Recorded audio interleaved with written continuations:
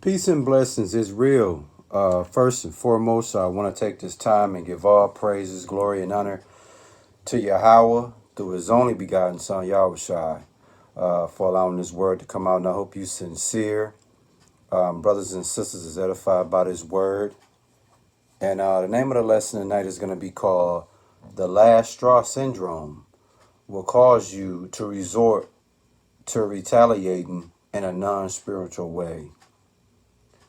That's right, man. The last straw syndrome. We're gonna speak about it tonight. It's something that you hear all the time, but in this word, I want to show you how it can be a detriment to you from a biblical perspective. We've all heard the term that was the last straw, or the straw that broke the camel's back.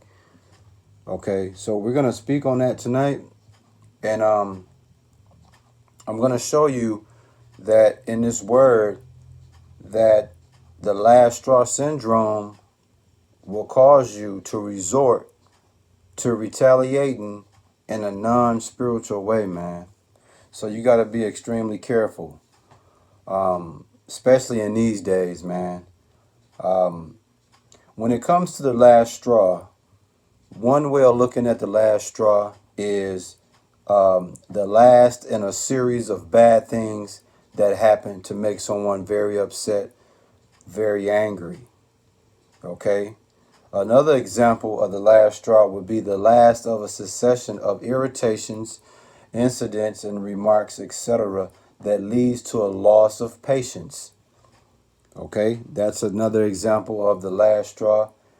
And a third example of the last straw is the last line of unacceptable occurrences.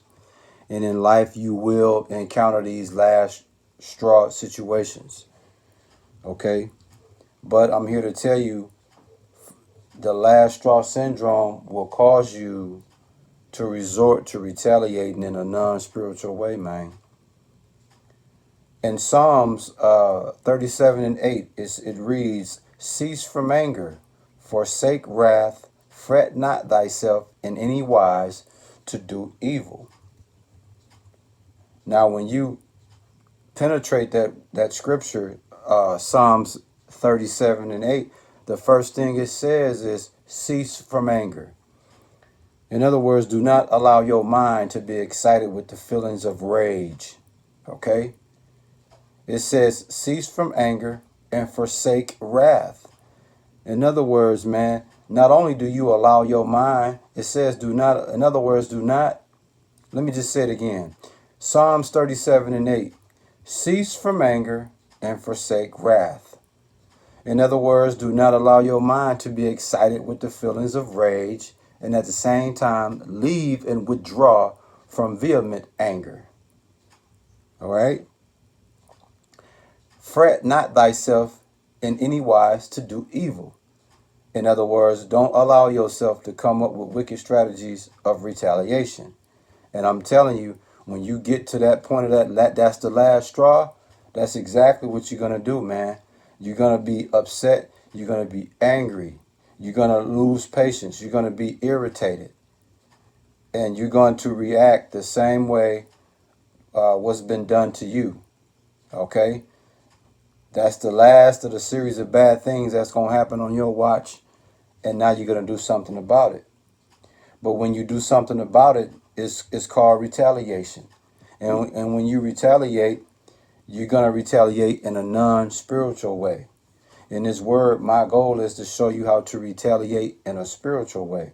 And a great way to retaliate in a spiritual way is to cease from anger, forsake wrath, and fret not thyself in any wise to do evil. In Ecclesiastes 7 and 9, I tell you, do not be quickly provoked in your spirit, for anger resides in the laps of fools, man. In other words, be slow to wrath, be slow to anger, man. Okay? When someone do things, a series of things that upsets you, and it gets to the point where that's it, enough is enough, what you have to do, take a deep breath, man. Be slow to wrath. You see? Because what's going to end up happening is you're going to retaliate in a non-spiritual way, and it's going to be worse it's going to be much worse than it could be. You see, in this spiritual walk, man, you have to go the non-aggressive route, the non-angry route. Use that anger for love, in exchange for love.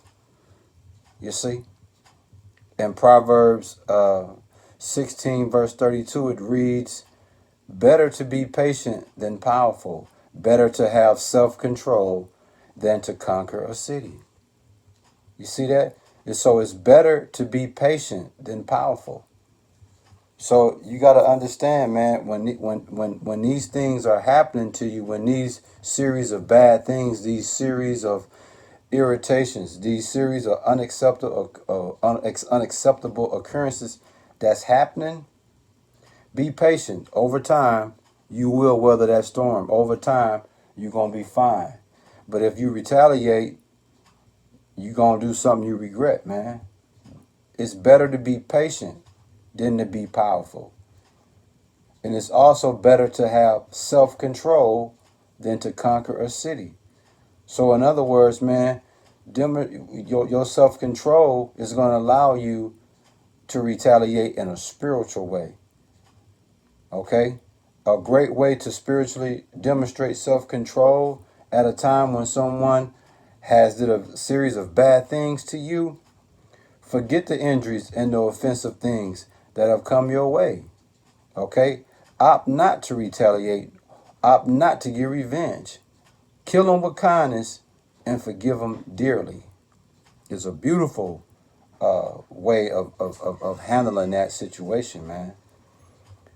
In Proverbs 14:29, it tells you people with understanding control their anger, and a hot temper shows great foolishness, man. So people with understanding controlling their anger is people that don't allow agitation and irritation to bother them. You see, just like when you in Proverbs 16:32, it speaks about better have self-control. In Proverbs 14:29, those that understand control know how to reserve their anger, reserve their agitation, reserve their irritation, and they won't let things that leads them to that last straw to bother them. They're going to remain cool, calm, collected, and soundness of spirit, man. But it says a hot temper shows great foolishness. A person with a hot temper lacks intellect, and they walk around like a king imbecile. They walk around with a king stupid spirit on them. You see? What's the name of the word, man? The last syndrome will cause you to resort to retaliating in a non-spiritual way. And I hope you sincere brothers and sisters was edified by this word, man. Shalom.